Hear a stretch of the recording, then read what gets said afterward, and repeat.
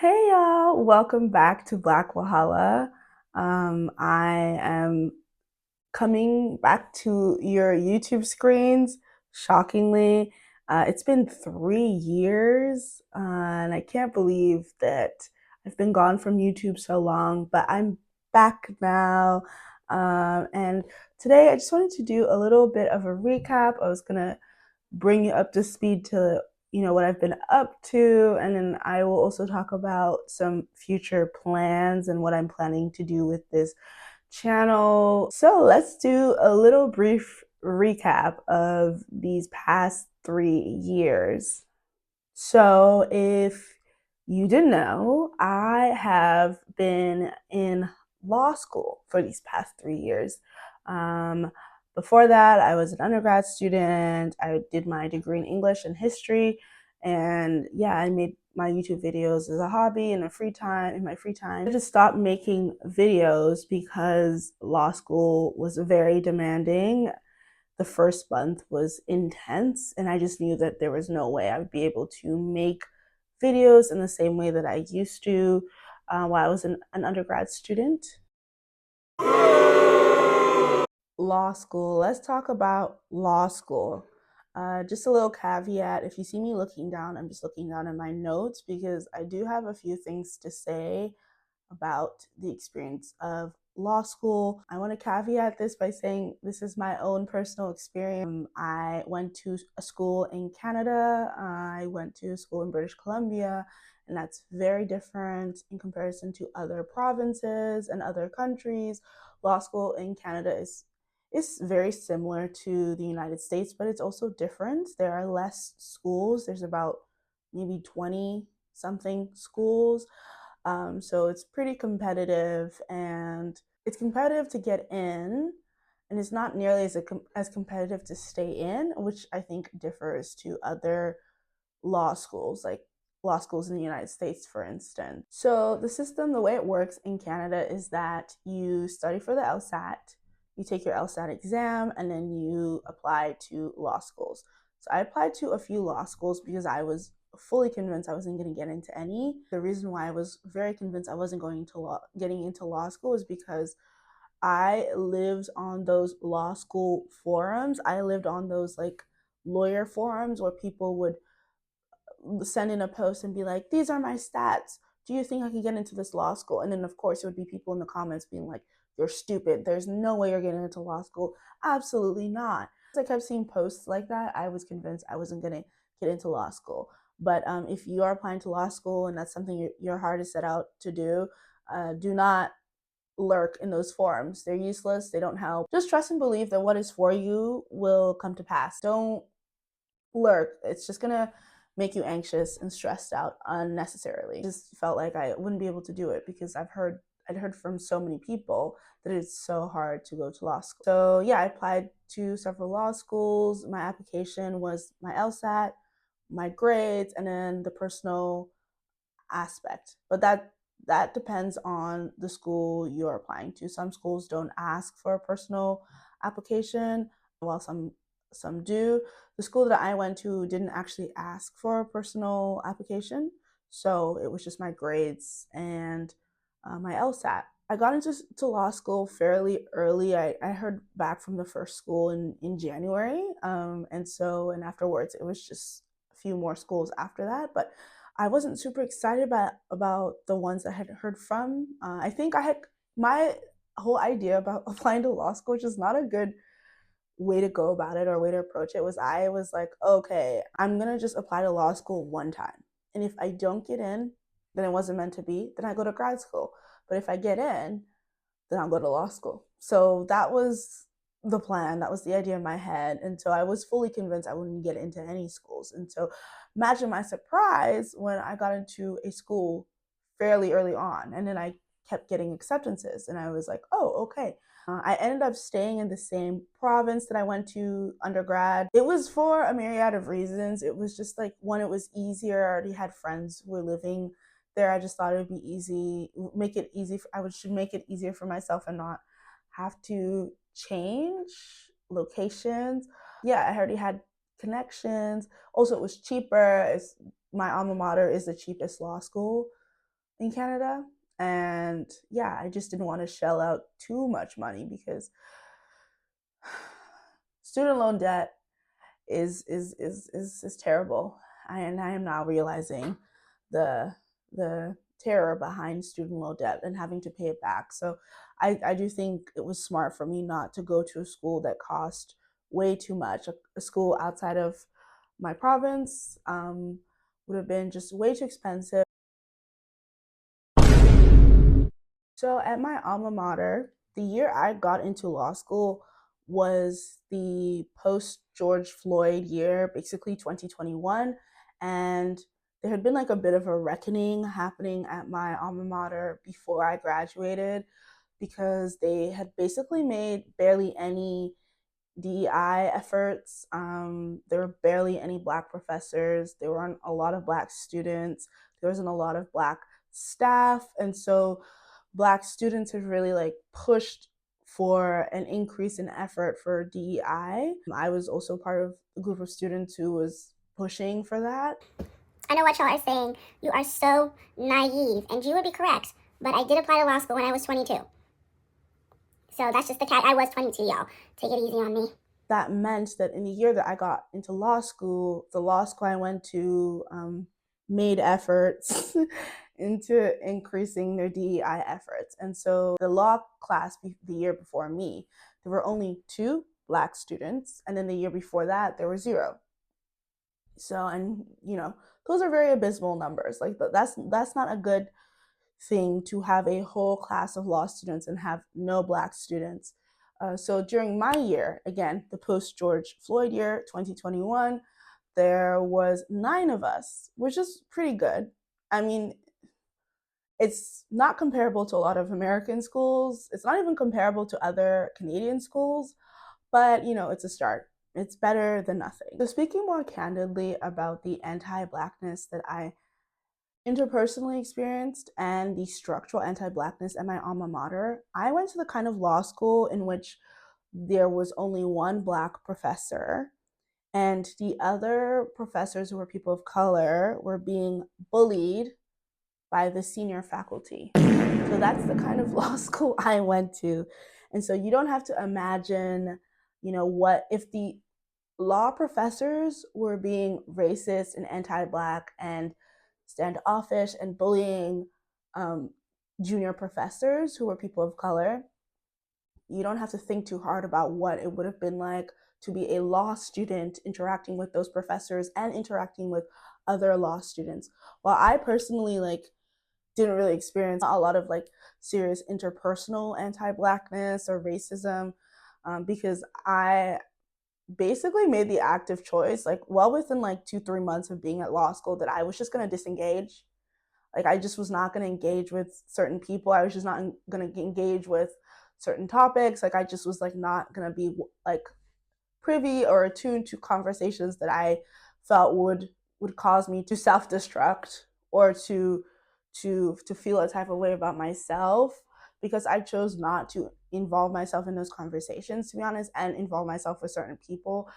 I feel like that was how I managed to cushion myself from the interpersonal violences, even though obviously there's still things that happen. But I know for a fact from other Black students who maybe engaged because they kind of had to, that there was some serious interpersonal anti-Blackness at my alma mater. I also want to say that my law school made very shallow DEI efforts, very shallow DEI efforts. And it was, if it wasn't for the one Black professor who was pushing for things to happen, and for the Black Law Students Association who were pushing for things to happen, I don't think half of any of what happened while I was a law student would have happened. It was just a very shallow DEI efforts. And at the end, by the end of my tenure at law school, the one Black professor,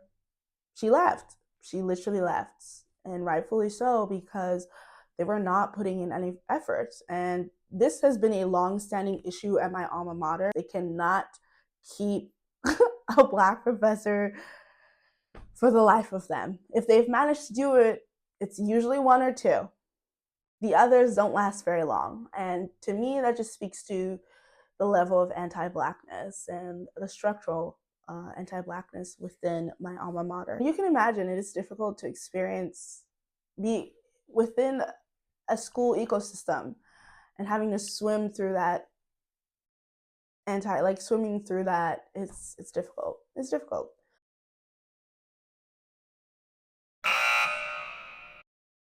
And when I think about my legal education, I will say that law school was definitely not a place for critical thinking. I really only felt like I was critically thinking when I took like a seminar, and I wasn't able to take as many as I would have liked. The black letter law courses were just dry.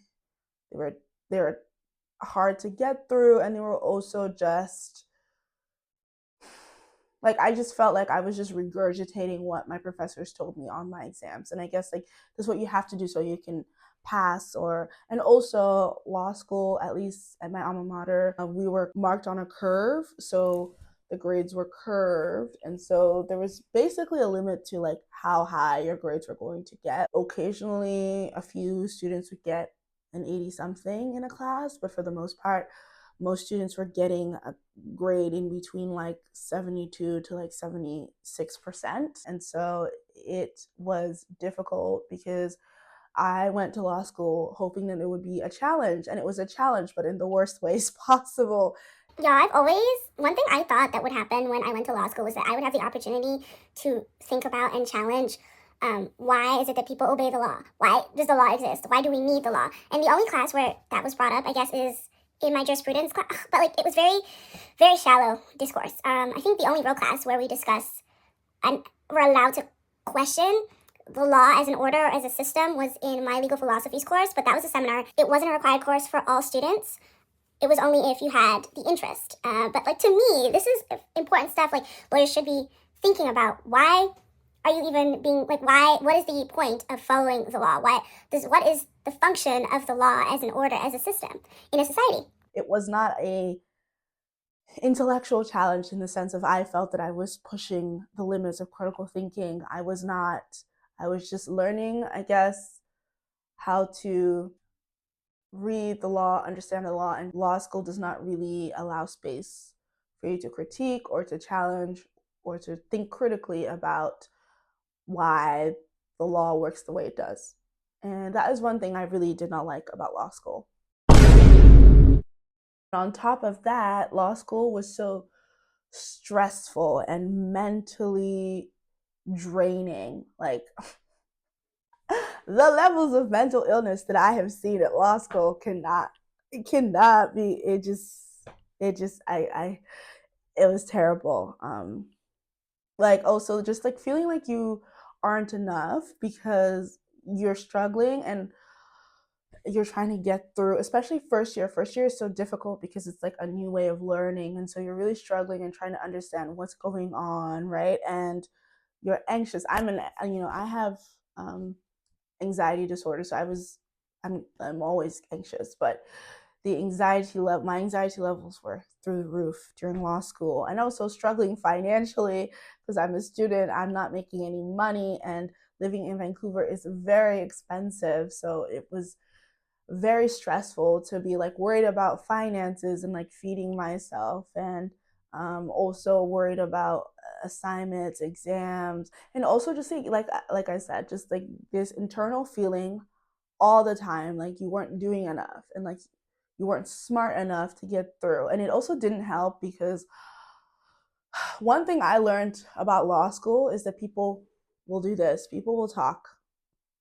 People would talk. I had spoken to a law professor before I started law school, and his singular piece of advice he'd given me was that I should quiet the noise. And I didn't really understand what he meant by that. But then by my second year of law school, I understood what he meant, which is that people will do this. People will chatter, people will talk, but you cannot get caught up in what your friend is doing or what other people are doing because our paths are different. Maybe our paths align, but you know, things will not work out in the way it does for you that it does for other people. And so you cannot be comparing yourself constantly to other people, because it's just going to make things worse. Like, you have to learn to tune out the noise, and then also tune in when like it's important and needed, but you have to learn how to tune out the noise, or you will drive yourself insane in law school. And yeah, I really wish I had understood that before I started. At least in my first year, it would have made things a lot easier. I'd have been not comparing myself as much to other people. Just this constant feeling of like, I'm stupid. And this was a constant feeling for 3 years straight. And to this day, still, I feel very inadequate a lot of the time. That is something you have to prepare for if you are interested in being part of the legal profession, because you're so busy. And this is the thing about law school. Like I said, I don't feel like I was being challenged critically, but what was happening was that I was being given a lot of work to juggle, especially in my first year. In my first year, I had like 7 or 6 courses the first semester, and then like one less course. So it was like 6 in the second semester. That was a lot to handle. And it was very difficult because, again, you're learning a new way to study, you're learning new techniques, you're also learning new information that can be very difficult to parse through. And you're also learning how to write a law school exam. Like, it was a lot. It was a lot of work. And I just hated feeling like I did not have enough time for myself. I hated feeling like I was being made to not like take care of myself. If I wasn't taking care of myself, then I was doing the good thing. I was being a good student because, I wasn't watching out for myself, and I was pushing myself and pushing my limits, you know, and like neglecting my mental health and like my body, my physical health, in order to do well as a student. And like at the end of the year, like again, like I said, I landed somewhere in that average student grade. Not for all of my classes. Some of my classes actually did fairly well, but like I landed somewhere in the middle, and it was just like I did all this work. I ended up with a 75 at the end. You know what I mean? So that was a struggle. And then also not having enough time for any of my hobbies. I'm the kind of person who has like 5 million hobbies. I'm always doing like 600 things on the go. And I didn't really start to get back to that until my second year of law school. My first year, especially, I had no hobbies. It was just school, come home, eat, study, school, come home, eat, study. It's like a sacrifice, and it's very difficult, and it's very hard. However, what I will say is that what got me through at least the last 2 years of law school was really investing in my creative life. I joined an art collective informally. I like exposed myself to very interesting new art forms. In that art collective, they do a lot of experimental movement art, and I got really into that. And I started to like be interested in conceptual art, and I started looking into conceptual art. I started going to art shows, going to exhibits. I used to do that before law school, but it was like COVID happened, law school happened, so it was like almost like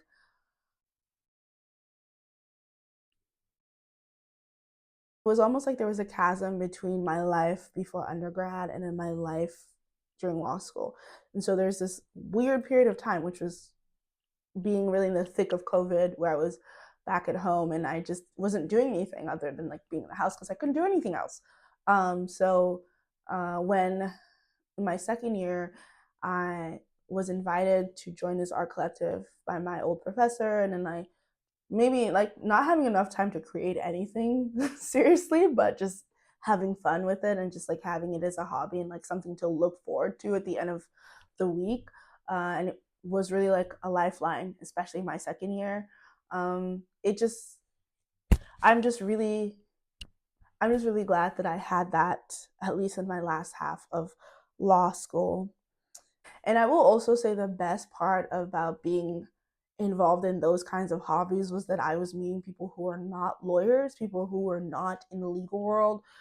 Because as helpful as it is to like have friends during law school, it is also really important to have your community outside of law school, because they are the ones who remind you that you're doing just fine, and like whatever ridiculous thing that is stressing you out, they are going to be the ones to bring you back down to earth and be like, in the grand scheme of things, this is not that important. Calm down, relax. You know what I mean?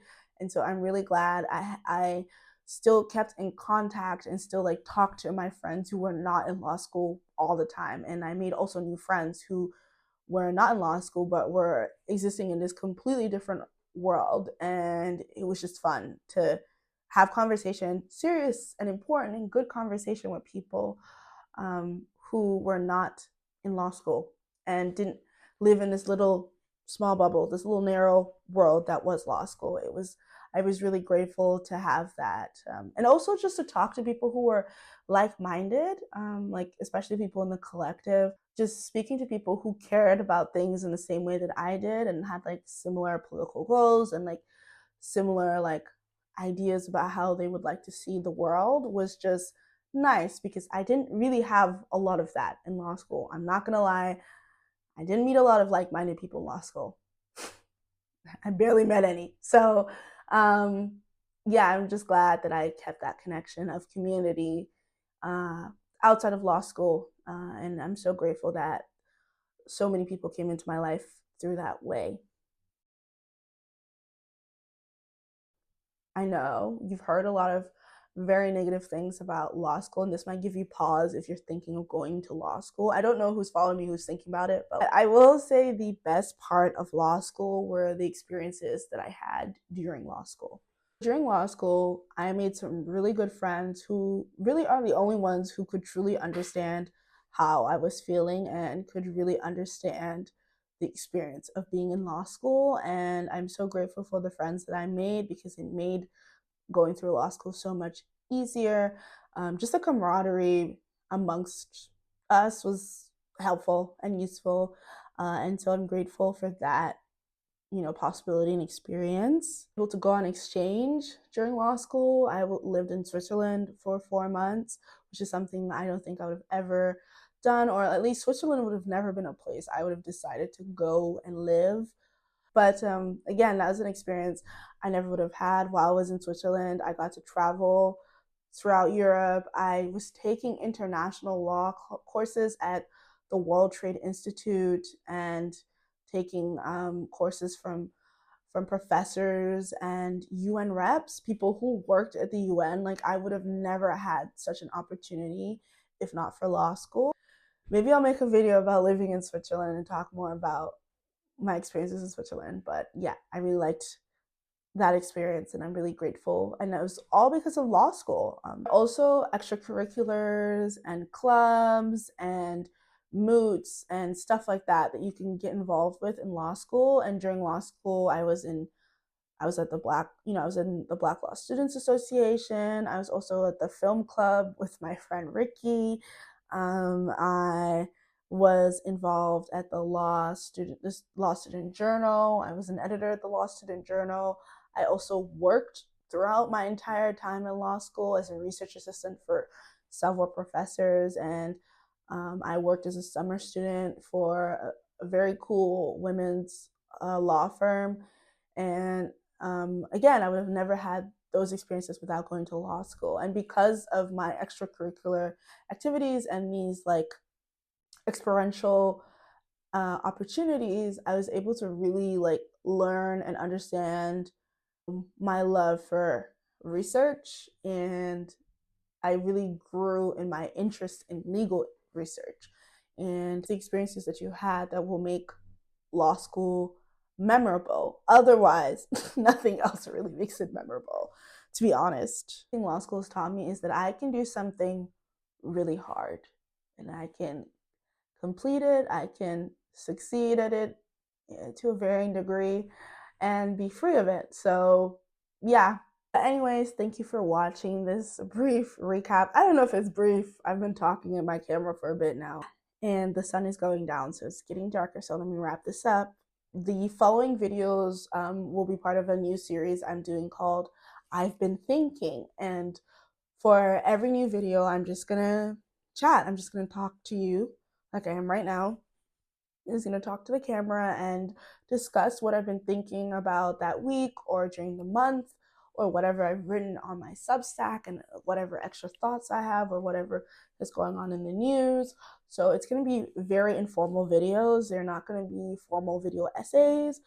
You know, who knows, maybe one day I'll return back to the video essay format, but for now it's going to be very informal videos just because I don't have a lot of time. Work is very demanding, but I still am committed to working on my creative hobbies. This is why I came back to YouTube. You know, I want to get back to that part of myself and I want to keep creating. It was meant to be talking about more things this week, but I just ended up spending 40 plus minutes talking about law school while I was filming that I decided that it was enough. So look forward to the next video where I will actually talk about the things I've been thinking about. And obviously, I'm going to be discussing these things with a critical lens because that's what I do on here. So don't expect anything less, at least. I'm not changed in that way. I also wanted to say that I'm hoping to make videos at least once a month. I'm not quite sure when I will be posting. So it'll be maybe a little bit hectic for a little bit, and then I will feel like I'll start settling in and I'll have a more set schedule. But look forward to videos at least once a month. Thank you for watching this video. If you want, you can follow me on Instagram, you can follow me on TikTok, and you can follow me on Substack. And on all those platforms, I am existing under the name Black Wahala. Don't forget to like this video and subscribe to my channel, and I will see you all later. Goodbye.